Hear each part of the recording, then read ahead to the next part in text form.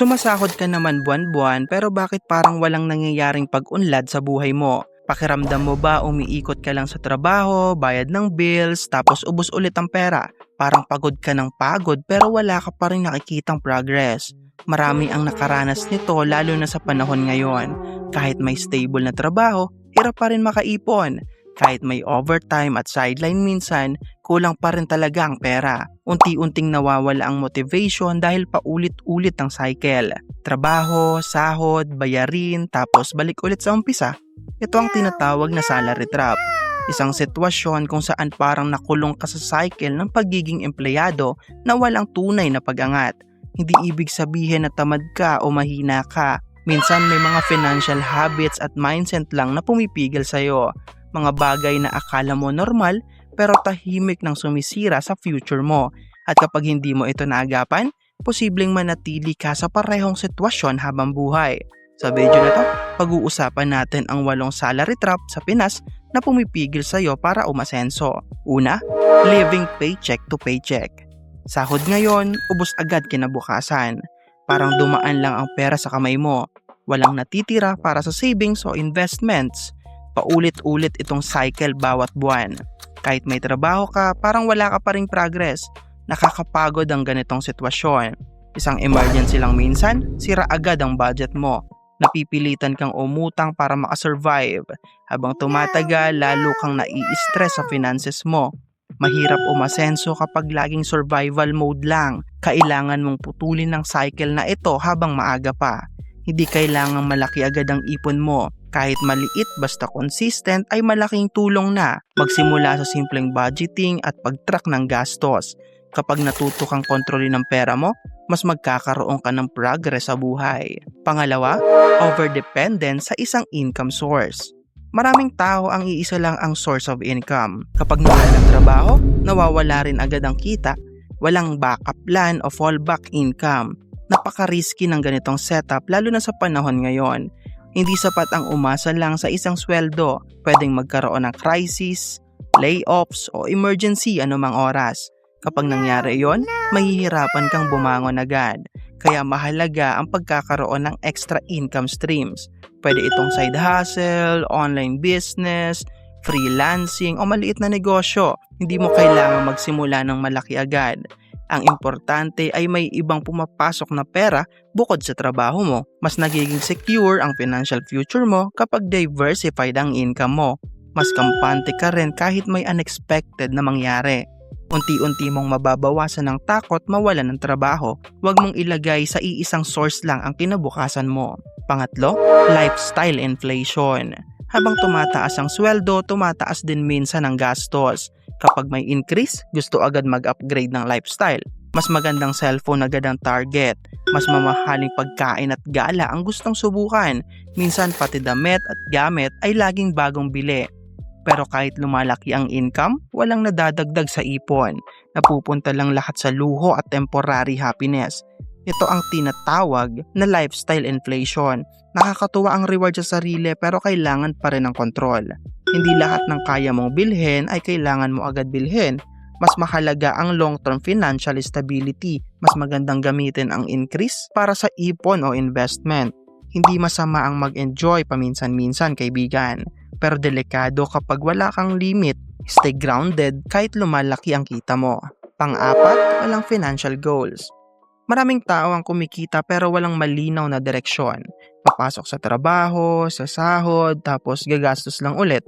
Hindi alam kung ano talaga ang financial goals. Walang target na ipon o investment.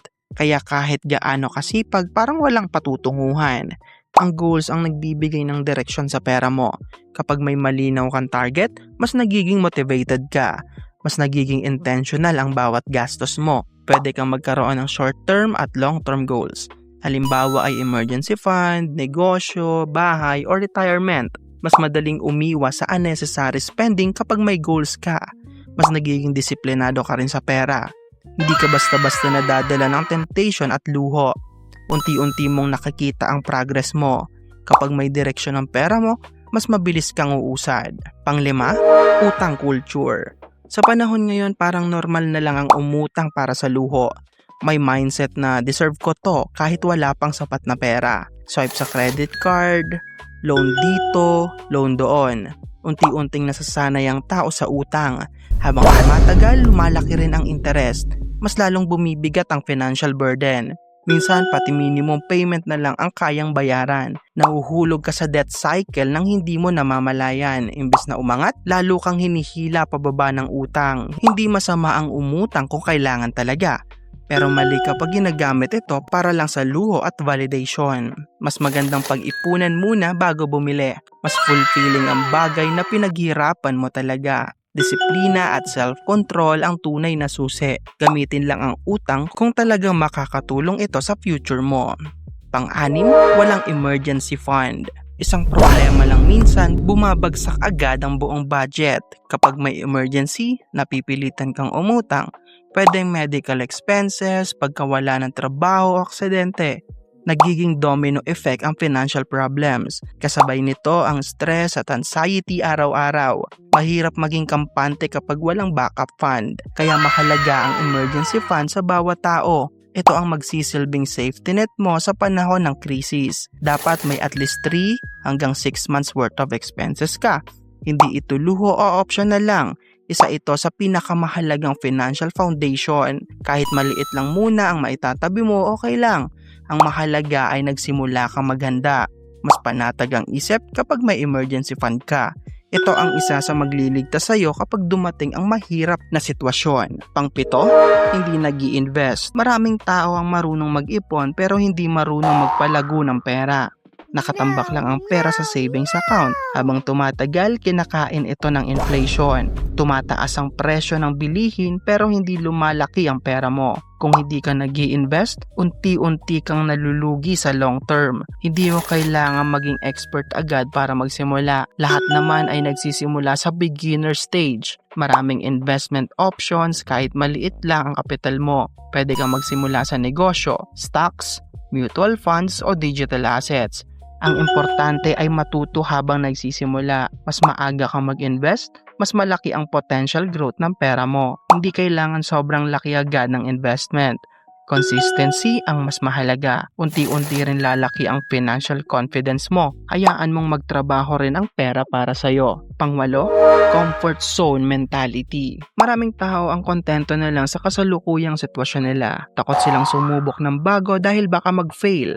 Ayaw mag-risk kahit may opportunity na dumadaan. Hindi nag-aaral ng bagong skills o kaalaman. Habang tumatagal, naiiwan sila sa competition. Ang mundo ay mabilis magbago lalo na ngayon. Kapag hindi ka nag-level up, mahuhuli ka talaga. Growth requires discomfort at effort. Kailangan mong lumabas sa comfort zone mo. Subukan mong matuto ng bagong skill o pagkakakitaan. Mag-invest ka rin sa sarili mo. Dahil ikaw ang pinakamahalagang asset mo. Habang mas marami kang alam, mas marami kang opportunities. Hindi madaling umasenso pero posible ito kapag willing kang mag-grow. Doon magsisimula ang tunay na pag-angat sa buhay mo. Hindi sapat ang pagkakaroon lang ng trabaho para umasenso sa buhay. Maraming tao may sweldo pero nananatili pa rin kapos. Dahil kung nasa salary trap ka, kahit gaano kalaki ang income mo, mauubos pa rin ito. Ang problema minsan ay hindi kakulangan ng pera kundi maling habits at mindset. Pero ang magandang balita, kaya mong baguhin ang sitwasyon mo. Hindi mo kailangang manatili habang buhay sa parehong cycle. Unti-unti mong baguhin ang financial habits mo araw-araw. Matutong mag-budget at umiwas sa unnecessary spending. Mag-ipon at maghanda para sa emergency. Maghanap ng paraan para palaguin ang income mo. Mag-invest, hindi lang sa pera, kundi sa sarili mo rin. Habang mas nagiging disiplinado ka, mas gumagana ang future mo. Ang tunay na pagyaman ay hindi instant. Ito ay resulta ng tamang habits at consistent na disiplina. Ang ultimate goal ay hindi lang sumasahod, kundi magkaroon ng tunay na financial freedom. Kaibigan, sana may natutunan ka na naman sa video natin ngayon. Hanggang sa muli, kita-kits!